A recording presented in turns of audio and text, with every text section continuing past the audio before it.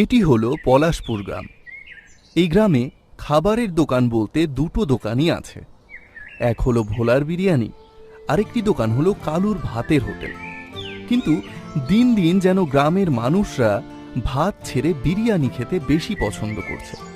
এর কারণ হলো ভোলার বানানো বিরিয়ানি, যা গ্রামে খুব বিখ্যাত। আরে ভোলা, আমাকে কি এবার বিরিয়ানিটা দিবি নাকি এইভাবে দাঁড় করিয়ে রাখবি? এইদিকে যে বিরিয়ানির গন্ধ নাকে যেতেই আর তর সইছে না। হ্যাঁ হ্যাঁ দাদা, সবাই পাবেন, আপনারা চিন্তা করবেন না। একটু দাঁড়ান, অনেক বিরিয়ানি আছে এখনো। কালুদা, কত হয়েছে মাছ ভাতের? 120 টাকা হয়েছে তোমার। এ কি কালুদা, মাছ ভাত তো 80 টাকা, তুমি 120 টাকা নিচ্ছ? দেখো বাপু, জিনিসপত্রের যা দাম বেড়েছে, এর কমে আমি দিতে পারবো না। না কালুদা, দিন দিন তুমি যা দাম বাড়াচ্ছ, তোমার হোটেলে আর খাওয়া যাবে না।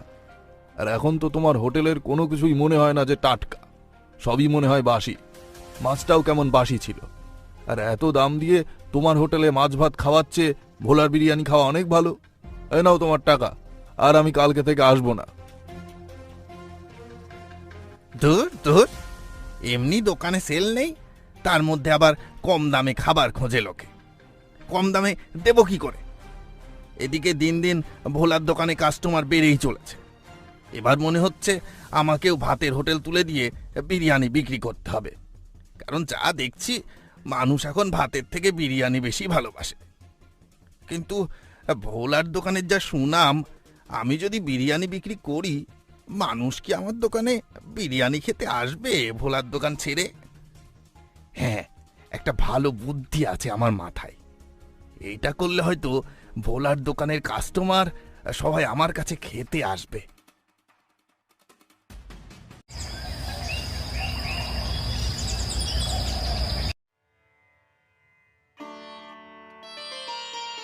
আরে কি ব্যাপার ভাই, সকাল সকাল ভোলার বিরিয়ানি আনতে চলে গেছো? আরে না না ভাই, এটা ভোলার বিরিয়ানি না, এটা কালুর দোকানের বিরিয়ানি। সে কি বলছো ভাই? কালুর তো ভাতের হোটেল, বিরিয়ানির দোকান আবার কবে থেকে হলো? এই তো আজকেই খুলেছে। আর জানো তো, কালু 50 টাকায় বিরিয়ানি দিচ্ছে, তাও আবার মাংস দিয়ে। সে কি, 50 টাকায় বিরিয়ানি, তাও আবার মাংস দিয়ে? তুমি কি এটা সত্যি বলছো? আরে হ্যাঁ ভাই হ্যাঁ, তোমায় মিথ্যে কথা কেন বলতে যাব, সত্যিই বলছি। তাহলে তো আজই খেয়ে দেখতে হচ্ছে 50 টাকার বিরিয়ানি।